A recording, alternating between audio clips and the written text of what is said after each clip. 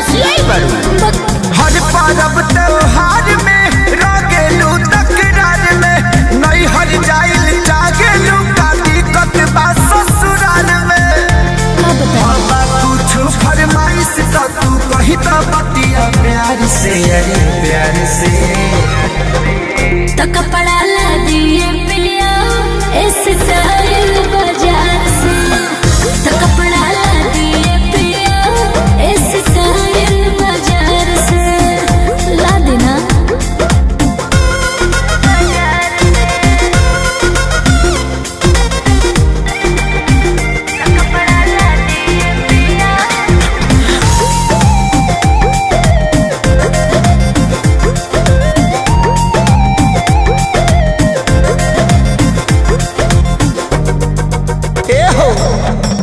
ऐसन रहन से मन बाटे उबाल। अच्छा। तू खाली रहलू फैशन में डूबल। आखिर तेरा नासा कहे चढ़ल बहो।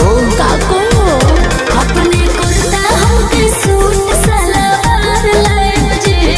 देवरुला जींस टी शर्ट लहंगा लाए मुझे। महंगा ना मिली हो ना। तो लइकन के का चाहिए जाके पूछल पूरा परिवार से, परिवार से। तो कपड़ा ला दिए पिया इस स्टाइल बाजार से। तो कपड़ा ला दिए पिया इस स्टाइल बाजार से। ले आ देना